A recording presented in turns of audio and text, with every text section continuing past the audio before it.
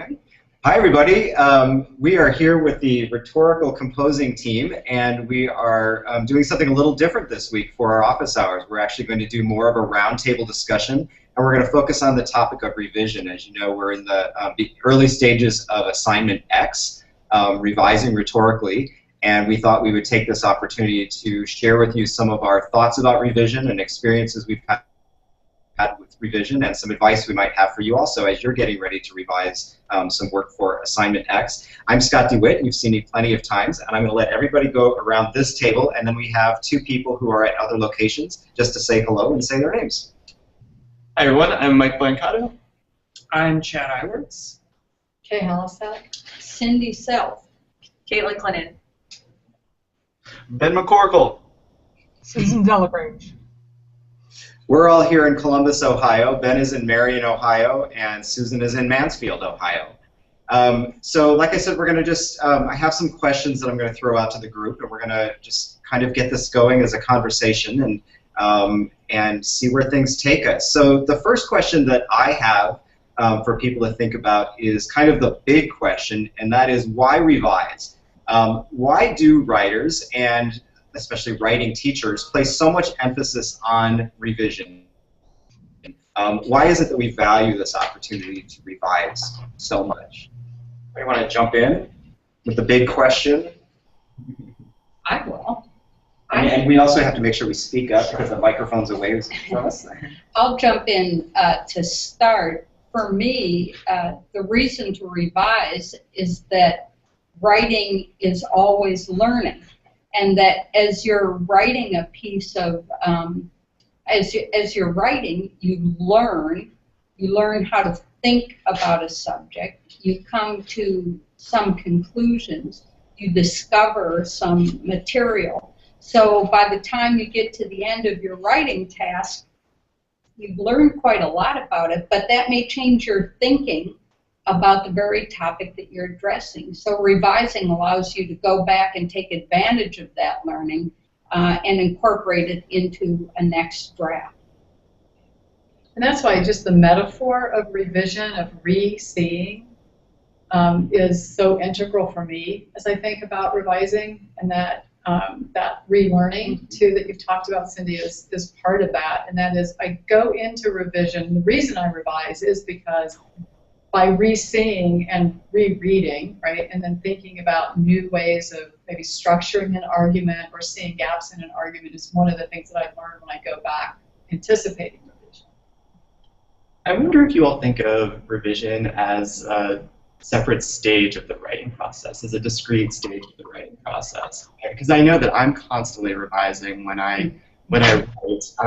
But then also, once I have what I think is a completed draft, I have a separate stage where I go back through it and I think of that more as being revision. So what do you all think revision is? What do you characterize revision as? I think my answer to your question of is revision this kind of discrete stage is yes and no. Because I know that as I draft, and if I'm talking about something that I'm really into and focusing all of my efforts, I've kind of blocked out the rest of the world and I'm composing, that I am doing what you described, is that I am writing paragraphs and then either realizing that I've forgotten to provide some context and I have to go back and provide that context earlier, or I move things around, or sometimes I just throw things away. And that sometimes sitting in front of my computer, I'm doing all of that all the time, and I would definitely call that revision. I think my answer to this question of why revise for me has more to do with separation and kind of taking a break from something. Is that where revision is a separate stage for me is when I've given it to somebody or I've submitted it and it comes back to me with some feedback, or when I put it aside for a while and I've had some critical distance from it. I'm one of those writers who becomes way too close to the text that I'm producing in a given moment, and I have a really hard time re-seeing things when I'm in that moment. And so if I can push it aside for a couple of days, or I can get somebody else's eyes on it, or I can go clean the house or do something and get that distance, then I come back, and then it feels like a more discrete moment for me. I think sometimes that learning that takes place when you write is only cemented or sedimented through an unconscious activity. Like cleaning the house or like sleeping or like pushing it aside. So sometimes the learning that you do, you don't even realize until you've left it alone, Scott. And that's why I think that giving it time, giving learning time to percolate like that, handing the draft off to someone else is so useful. The other thing I'd say is that it's exactly for the reasons that you mentioned, that there is no one writing process, that there are as many writing processes as there are writers, and that those processes change all the time depending on what you need when you're composing a given task. You know, we talk a lot, like a long, long time ago in writing studies about the writing process, and it was this idea Capital of T, yeah. it was drafting and then revising and editing and proofreading, as if all of those things happened in this nice, tidy order, and I just don't think that ever really plays out for anybody. They don't. Just to tag on to what Cindy was talking about how you know, you could be in the midst of other activities and having that space away from the actual deliberate act of writing is sometimes therapeutic. The ancient Greeks actually talked about it. They call it the peripatetic school, and the idea of kind of engaging you know, the brain in other activities, I think is crucial in my own writing.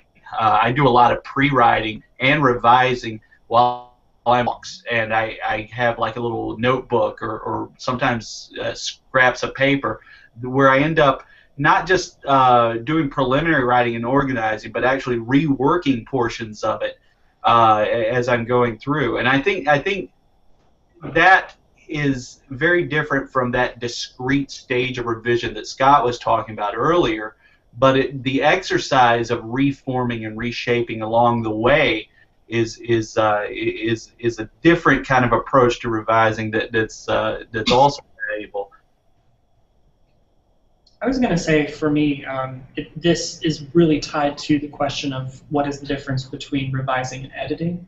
And I think for me, revision takes a very long time, or much longer at least than I normally think editing would take. And I hope Mike doesn't mind, I'll use our work as an example. So we're collaborating on a project right now and have spent, I would say, probably 90% of the time that we have spent collaborating on revision, and maybe 5% of the time on editing, and then the other 5% of the time actually writing. So, I mean, it's hard to mark the points at which writing and revision are separate, because it's always constantly happening in very different ways, through different technologies. Sometimes I think that the whole process of revising while writing, though, can be really paralyzing. I know that I spend a lot of time, writing for me is a very difficult process. It's painful, like physically painful, which is why I'm a writing teacher. But for me, sometimes it just helps to shut off the revision part of my brain and just try to write, just try to brainstorm. I guess doing what Ben was saying with the brainstorming and the pre-writing, and just no judgment about what I'm putting down, because there's value even in that 250 to 500 words that I'm able to put down. And then a lot of times that's where the ideas are. And then I can go back later after I've overcome that first hurdle of actually getting words on the page, and then I can revise it and crystallize the ideas that are there and move forward. You know, and I think that even when we get to that distinction of revision and editing, like I know for me, when I'm really just stuck, like I've pushed as far as I can, that editing and proofreading actually is a strategy that I've learned that then helps me move forward. And maybe it's just another way of thinking about the distance or the separation from the composing process. But I'll start working on things that I know I'm not even really ready to work on, like crafting a clause or a sentence, something very, very small. And there's something about that for me that propels me forward again. It just gets me moving. And so again, I think that's that breakdown of the writing process, is that even something like that is very much about drafting and vision. But maybe it's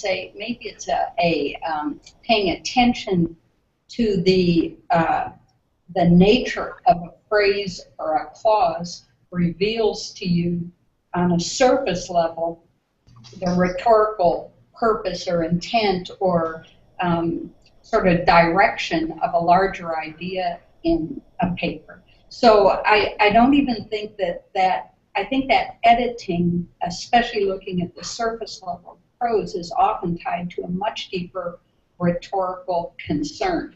And so I don't think they're divorced. I think they're tied together. Well, I think that brings up an interesting clarification, what the difference is between revision and editing or proofreading. And I think that that's something that a lot of people think are all the same. So can we talk a little bit about those distinctions? I actually, I have here in front of me actually a printout of a portion of Joseph Harris's book called Rewriting. And it's a textbook that's often used in some of our second-level writing courses here at Ohio State. And when he talks about revision, one of the ways he distinguishes it from editing is to really articulate very specifically what the work of revision is. One of the ways of thinking about it is to think about revision as taking on higher order concerns, more global, holistic writing, where editing typically, even though it can facilitate the kinds of revision that you were just talking about, Cindy, editing is more local. It maybe has to do with word choice, sentence structure, maybe how a particular paragraph might be put together. But for me, the revision are those larger scale matters. And so and that's, I think, why it takes so much more time and work, is because you're trying to manage so many different sort of elements in the writing: organization, argument, voice, ethos, what kinds of appeals you might be, how your audience might respond. So there's a lot going on cognitively, and I think that's what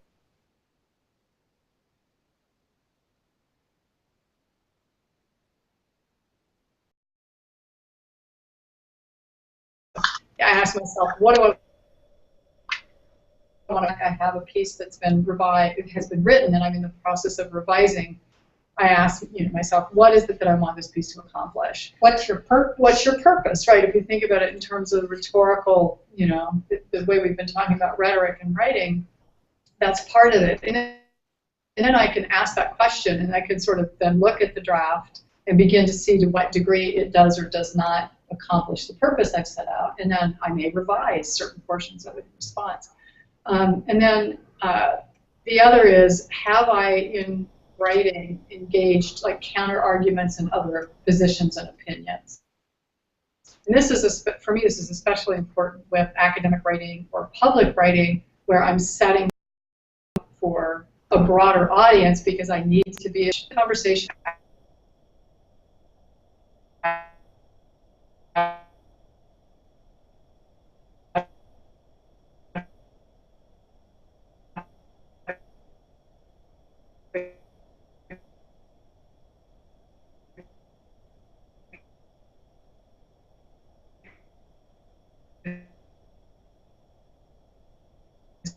Writing is, sometimes I'm working on something and I ask myself, what are the implications of this? And sometimes I come up with, I don't know, right? I don't know why this is significant. Why am I making this argument? And that's a really pivotal point in revision, where I might find myself jettisoning something that doesn't really work.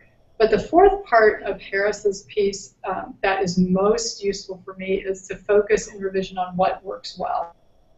And I think we spend a lot of time in revision working on fixing what we think is wrong, rather than focusing on what's already working really well, and then how we can work from that. So it's not working from a deficit model, oh my God, I have to revise because something's not working here. It's what's working really well, and how can I sort of move that forward. And to me, that's the most useful. And see, that doesn't have, it may eventually lead to editing, but those are those big picture questions that I ask myself, and that's what I think of when I think of revision. I know that what helps me to address these revision issues, these global big picture revision issues, is to just have a conversation with someone, to talk about my paper. And in talking about my paper, and it doesn't have to be this really formal, like this is what I'm setting out to do, but say, this is what I'm interested in, this is what I'm going to achieve, what do you think? And getting that feedback from someone else can often clarify my own ideas and allow me to make the revisions that would make my essay better. Yeah. That's the trusted other, and you have to find a trusted other. The trusted other can't be too nice because if they're worried about hurting your feelings or not pushing you a little bit, then their advice is less than useful to you. At the same time, they can't be brutal in their critique of your writing. So they have to have both you have to have both the trust that they're going to push you and the trust that they're going to be productive in the kinds of suggestions that they make, so you can carry that piece forward. Right. I was thinking, Kay, ever since we first started talking about Joe Harris's work last week in the meeting, about what makes it so impactful for me personally. And I know a lot of this conversation has dealt with the psychology and the emotional state accompanying the revision process. And his work helps me, I don't know, be less anxious about revision, and not only in my own work, but in the work that I see my students, in the sense that sometimes I feel overly protective of the words and the labor that I put into the thing. And I think that's a sentiment that a lot of my students share. They get this sense that that draft is inviolate. That draft is something that shouldn't, I put a lot of work into that. Why do I want to rip up the floorboards and tear down the drywall and all of that when I put all this effort into this thing? But what Harris's work does is it kind of lets you come at that from a slightly different angle and kind of puts you in a better headspace, I think, focusing on what works well and extending that. Just thinking about that approach, that way of framing the project, is hugely settling to my nerves, at least, and also focusing on the purpose and the ends of the writing task, right? So in other words, it kind of in some ways diminishes the importance of the writing itself and makes the goal of the writing more important, which in my mind at least makes me more receptive to digging in there and tearing things out and replacing it with new or restructuring the entire thing if need be. I wish he were here now so I could thank him. Caitlin had asked that question of, she brought up the notion of proofreading, and I think that's another, for me, it has to do with stakes. I think that this breaks down a little bit, but for me, proofreading, it's not just about the end of the process, but it has to do with somehow how I'm being represented by my own words and how it is that I think that people are going to read things and how they actually read errors or correctness, those kinds of things. And for me, that is really important depending on the context in which I'm writing and the audience for whom I'm writing. I think that I adopt very different strategies so that when I'm actually thinking, okay, I'm not thinking of editing, I'm not thinking about one sentence in relationship to another sentence, or I'm not thinking about one paragraph in relationship to another paragraph. I really want to isolate like one sentence, and I want to make sure that it's correct, like things are working in that one sentence. And often what I do is think about ways that my word processor will let me do that. Can I highlight just that one sentence and then possibly read it out loud? I often hear about people talking about reading their papers backwards or reading the sentences in the reverse order in a paragraph, because it takes your mind off of the cohesion and of the text, of how things are holding together, and lets you look at these smaller discrete parts to really then focus in on correction and error. Those of us who have had pieces published, at the very end of a process, we're often handed these things called page proofs. And the idea, we get these instructions that say, this is not an opportunity for you to be thinking about your bigger ideas. Do not, minimal kinds of corrections. It's about finding errors and finding mistakes, sometimes in documentation, those kinds of things. And the page is already laid out how it's going to look in the journal or the book. And we really are instructed to just focus on those things that are absolutely incorrect. And that does come at the end of a process in a lot of ways. It's the last stage before something becomes more fixed, printed, published. But I also want people to know that no matter how many times you go over a piece like that, I mean, I've received many page proofs, and I've gone over them with a fine-tooth comb and with a magnifying glass, trying to make sure that there's no error anywhere in my prose. And inevitably, if it's published or put out to a wider audience, I will find something I think is an error. And sometimes I just have to let it go. Sometimes I just have to say I've done the very best that I can. Whatever is left there, I'm not going to be embarrassed about, because I know that I've done the very best I can. I think that revision a lot of times feels like a quest for perfection, and that's not what it is intended to be, because it's never ever really finished. It just represents kind of this one intellectual moment. And so perfection is an elusive goal. There's some writers that keep working on the same general topic or subject area for decades. They might write different pieces, but they're always trying to work out a piece of that larger problem that they're going to. So I think you're absolutely right about that. You're satisfied. Some people call it satisficing. You're satisfied for the moment. Suffice it, being satisfied and making sure that the piece will suffice for the purpose. I think that can be a really hard goal to set for yourself. And I was just thinking about the different kinds of writing that I've had to do in the past, and the kinds of writing that my students have had to do in the past. And I think that especially in school, there comes this assumption about writing that is very closed off and very different from the kinds of writing that happen within rhetorical composing.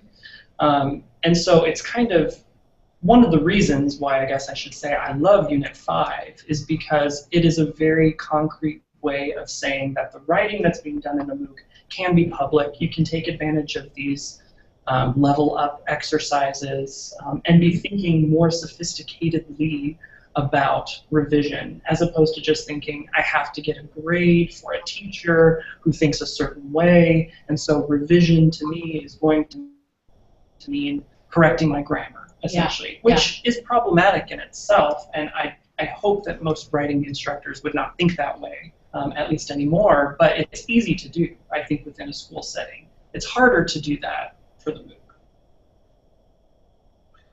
MOOC. Oh, go ahead. I'm sorry. Oh, I was just thinking about this idea of revision being bigger than the discrete kind of stage in the process before copy editing and proofreading. And I was thinking about it in terms of what we do oftentimes in our classrooms. And I think what we've done when we've designed this particular MOOC in ways that I'm not sure that we've discussed as a group, but you can think about revision working its way across distinct writing tasks in a way, like by which I mean, for example, in the MOOC, we've had you working with this idea of a social cause through several different assignments and exploring ways of framing and persuading and working through arguments in discussion forums, in formal assignments, in the talking back and forth to one another in social media spaces. You know, in some ways that totality of writing is part of the revision process, where you have the opportunity to stumble on to you know, a particular style of writing that works, or particular phrasing that has resonance, that you end up kind of folding back into your bag of tricks and you use on subsequent writing. So, you know, again, this idea of like expanding our notion of what revision is, I think it's important to think about like how writing exists within a larger context of other bodies of writing. So, Susan, were you trying to chime in earlier? Actually, I was thinking very specifically about revising visual assignments and the particular kinds of problems. And I shouldn't say problems; I should say opportunities that makes available for students. to go back to what Kay said at the very beginning, revision is based upon revise, on re-seeing. And we have opportunities to do that just in real life. You have always been in a particular place when it's bright daylight, and you visit that place at dusk, and it looks entirely different. Or you've been in a classroom before remodeling, and then you walk in the first time after it's been remodeled, and you think, wow, this is so different from what I saw. And I think visual revision, revising a visual project, kind of gives you those kinds of opportunities to put two ways of thinking about it, two ways of seeing about it. When you get a revision suggestion from one of your peers, that's a great opportunity. But we have somehow this idea that visual things, unlike writing, are not revisable because they come from a different part of a composer's brain. I'm not exactly sure. Nobody imagines Van Gogh or Matisse or Da Vinci revising what they did. They just painted them on the walls. Except that they did revise. We've got X-ray paintings, and there are all kinds of other things going on underneath before they reach their final product through this revision process. And I think we need to actually make an honest effort to see suggestions for revision as real possibilities and play them out before we decide just to change the color blue to green and be done with it. Sometimes I think that the revision of a multimodal assignment, like a video, for instance, or an audio piece, may seem like it takes more time than a written piece, because you have to go back in some cases to reshoot or re-record or reimagine a whole sequence of video or audio elements. But I think that if you understand that revision of alphabetic assignments involves that fundamental rethinking of an idea, you get more of a comparison between what it means to revise, re-see, really go in and fundamentally address some of the things that work and things that don't work in an alphabetic piece, how that matches up to going back inside a video and reshooting or reorganizing or recutting or looking at transitions, and an audio piece as well. So in all three cases, it takes a long time to revise. You have to give yourself that kind of time to really, and you have to, as Ben says, you have to let the fear go. If I go into this piece and I start at a fundamental level, am I going to lose some of the things that work the best, or can I keep those and build from them?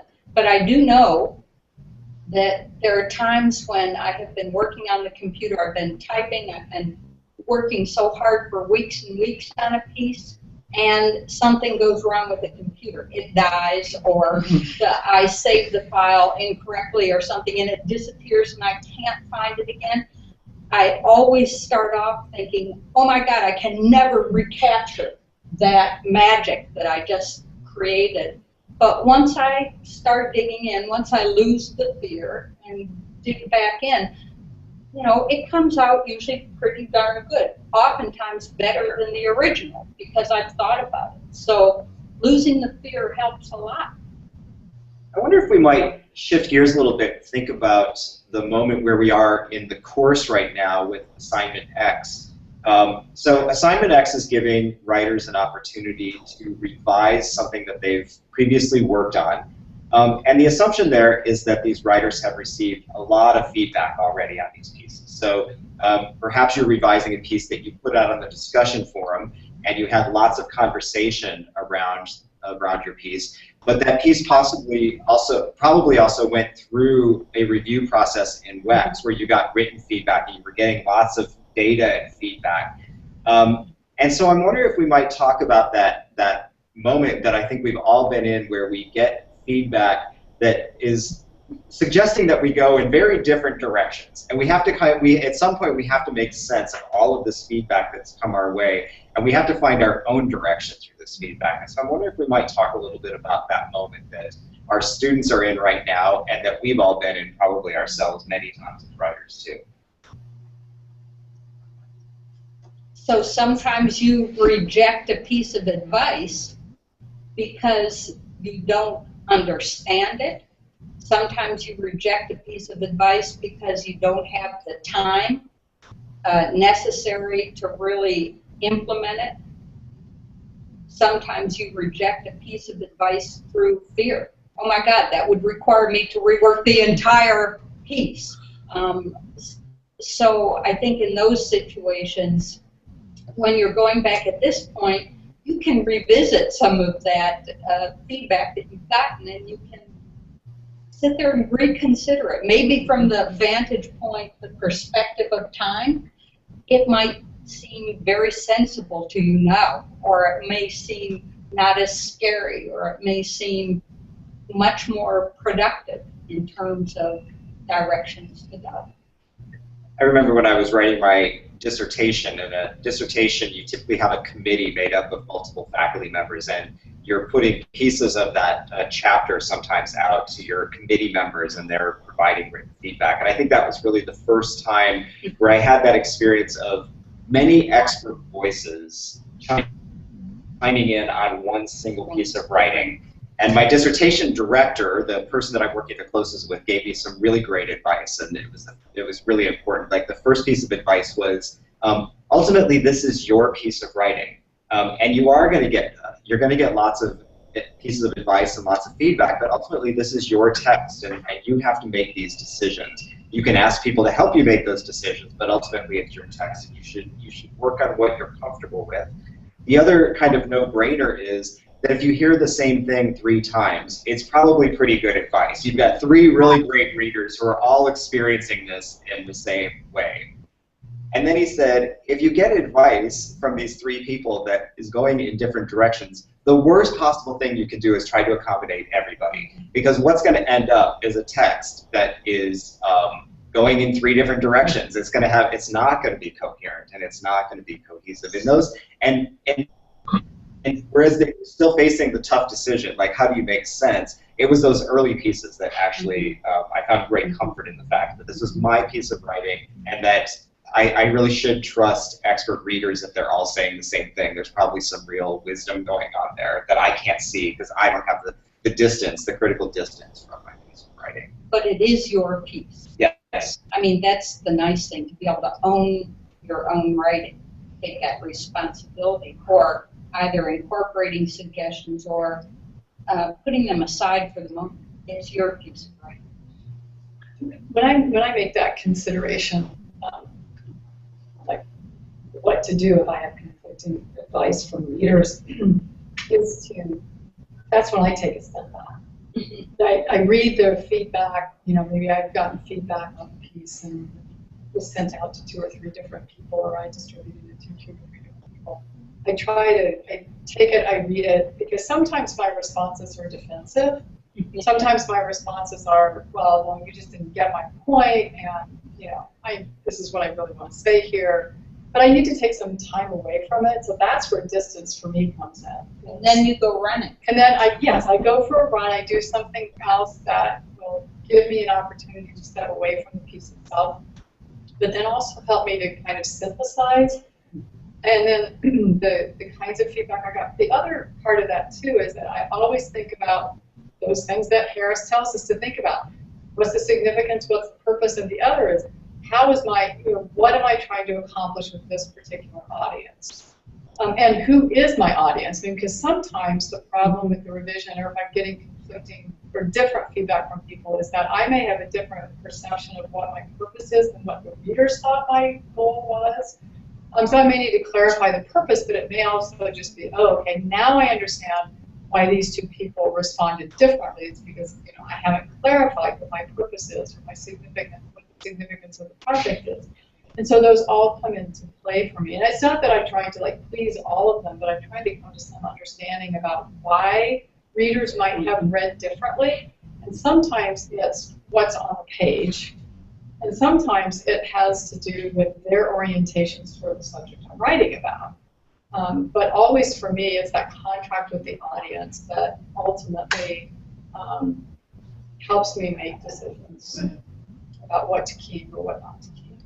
I think audience is the first thing that I look at too when I'm thinking about revision. I always go back there, and I think about Andrea Lunsford and Lisa Eads' concept of audience addressed and audience invoked, because what I think about a particular audience who I'm speaking to, and I think about whether they're a friendly audience or an audience that has many disagreements with me, and I think about those things, and that's the audience addressed. But I also want to think about the audience that I might be able to persuade people to become, the audience invoked, a calling upon people's better natures and sense of justice and all of those kinds of questions to kind of turn them into a better audience for me and someone who's more likely to take action on a lot of the writing that I do and my students do has to do with civic engagement, and so how do you turn someone towards action and belief? And in that way, I think imagining the different audiences that my people who are responding to my work are obviously imagining, even though I've told them perhaps who I think my audience is, can lead me to a really radical revision where I revise my sense of who my audience is or should be for a particular piece. And I think it's really important to make yourself open to things as fundamental as even revising your audience and purpose. If someone suggests that, listen carefully to whether someone's trying to invoke you as the person who might make an audience of this kind in your revision.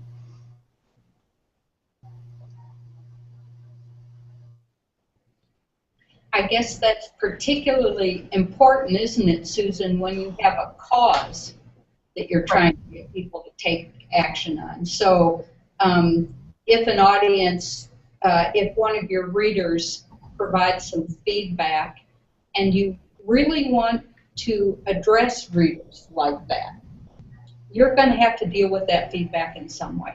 If you want to get them on the side of your cause, you're going to have to understand that the reader represents someone, even if it's only themselves. So if you want them aboard on your cause, you're going to have to deal with their feedback in some way if you want to accomplish that purpose. And for most of us, writing with a cause is writing about something we care passionately about. So I want every single person who reads what I write I want them to be buying into my argument. So I really have to take that feedback pretty seriously.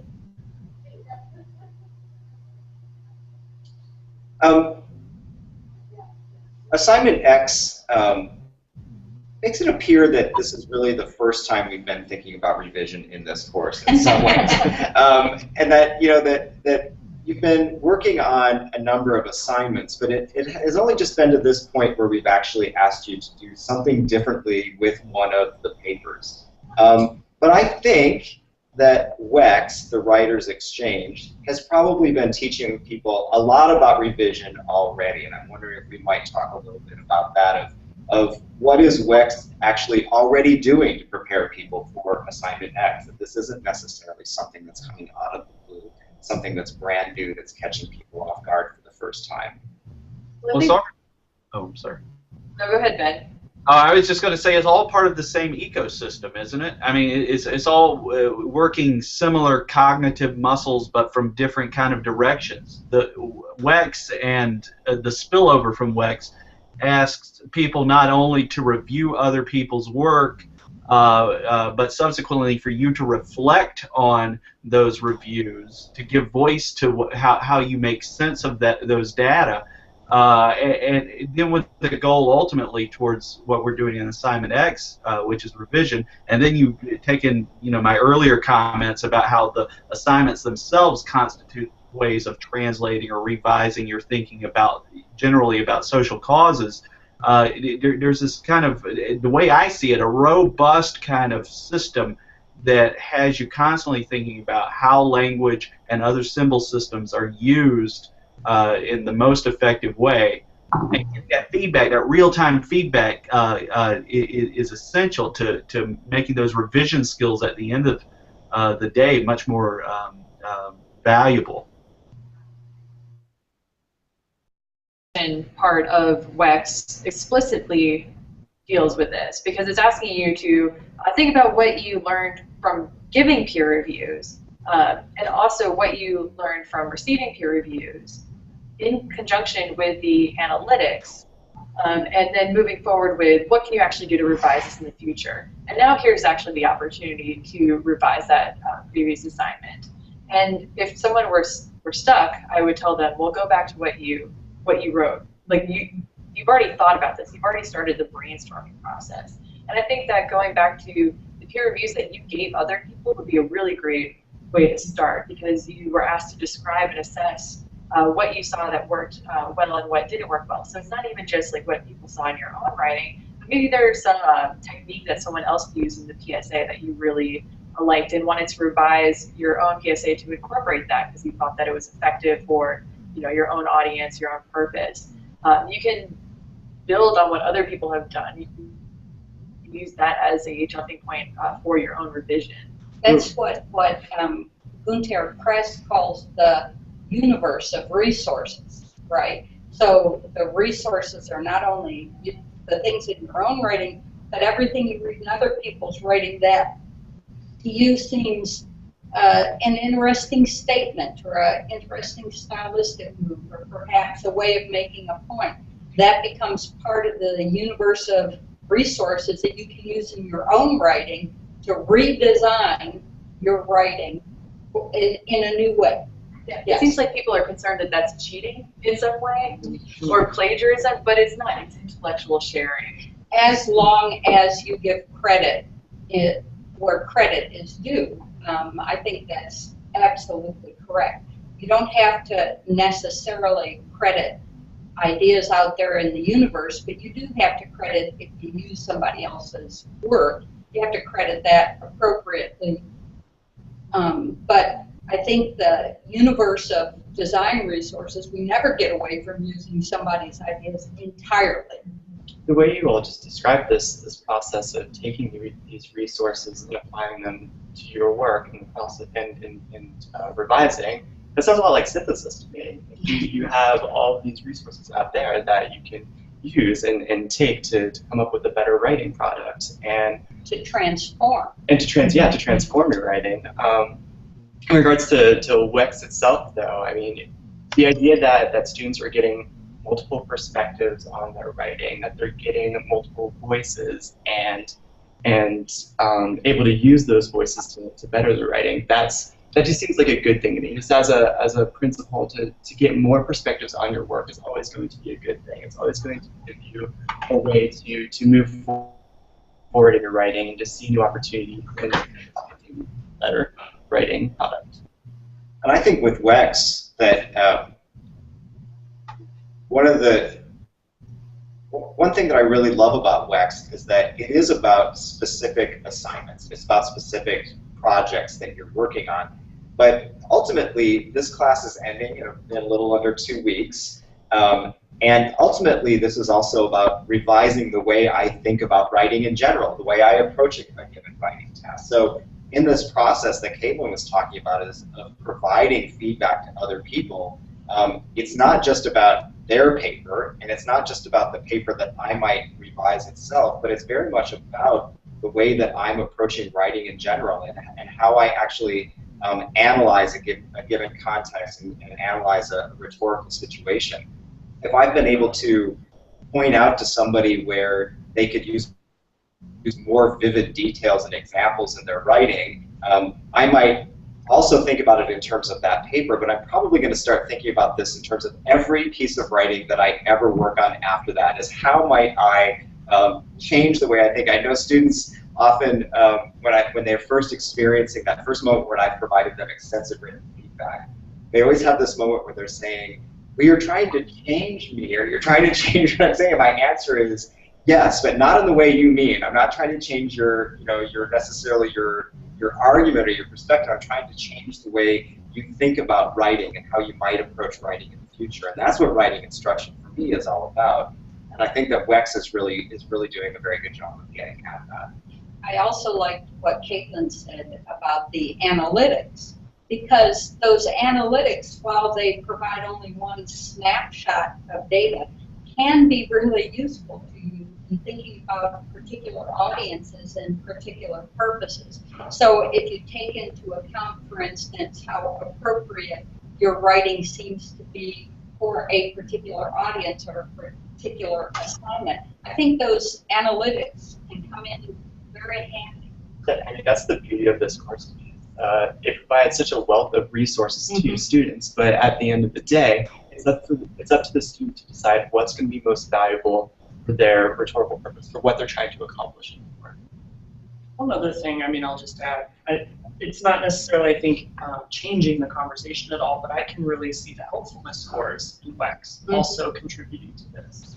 Specifically, Scott, with what you were saying in terms of being able to have feedback on that critical eye and analytical lens that we have for other people's work to actually help us as writers become better at doing that in our own work.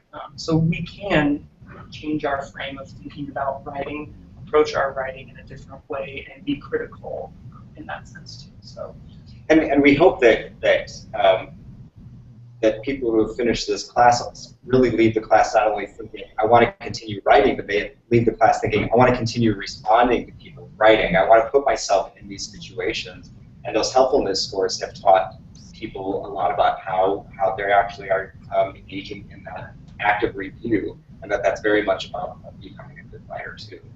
We'll just have more tools on your tool belt when you leave this particular class. More ways of revising, or ways about thinking of working with a piece, more strategies that you like to use. You're going to have a whole range of tools that I think you leave here with, or I hope that's what this accomplishes for you. I'm in the middle of reading a fascinating book. It's called Moonwalking with Einstein, and it's about the secret underworld of memory athletes. It'll make sense in a second. And when I'm the writer of the piece, Joshua Foer, he talks about the psychology behind how these memory athletes kind of work to finely tune this part of the brain that most of us have no idea how to unlock. And he draws upon psychology where they talk about these different stages of learning and reinforcement. Like, in other words, it starts out at the cognitive stage where you intellectualize the task and you kind of get a broad sense of what it is you're supposed to do. And then you're in this middle associative stage where you're kind of developing skills and working forward and getting better. And in the context of memory development, your time gets faster and blah, blah, blah. But for a lot of people, you hit this plateau that they call the autonomous stage, where at that point you've kind of maxed out your skill set, and it's because you've reached a certain level of competency and you've said to yourself, at least internally, okay, that's enough. And I think a lot of writers, student writers, even professional writers, get to that stage and they kind of hang out there without going back into that associative stage and thinking about, how do I make myself a better writer? What kind of knowledge do I need? What kind of, how do I incorporate this feedback? And so I think, broadly, that's what the whole WEX environment does, is it puts us back into that associative stage where suddenly we are thinking deliberately about word choice, about argument construction, about how we marshal sources as evidence, and all sorts of things that we, if you feel like you have facility, you tend to do that stuff on autopilot. it's a habit of mind, isn't it, Ben? And you've got to disrupt that habit of mind. You've got to break it up, make it messy so that you're able to see new possibilities. Yeah. We are about at our time here, so I'm wondering, does anyone have any final thoughts? That went so fast. I think one Revision is hard, and it's supposed to be. It's hard, absolutely. I was thinking too what's so great. I mean, I just keep thinking about the level up for distinction opportunities as well, and how Unit 5 maybe we're focusing on revision a little bit more, but it doesn't end in 2 weeks. I mean, and we've said that, like, revision keeps on going, but in a very real, tangible way too. Like, your projects are not ending. You have the opportunity to get credit for this MOOC for being able to go out and continue doing things like that. Even though you have until the 23rd to take those quizzes to credit for it, but it doesn't have to end there. And remember, we always want to know if you've done something with a piece of writing that you started in this class, or if you try to level up and it worked to a great degree. We want to know about those successes, where you've managed to do something with the content of this course that goes beyond the course to shape your success as a writer, because we know many of you are going to have a great deal of success as a writer, as writers. Great. Thank you all. Thank you, everybody. So long. Bye. Bye. Bye.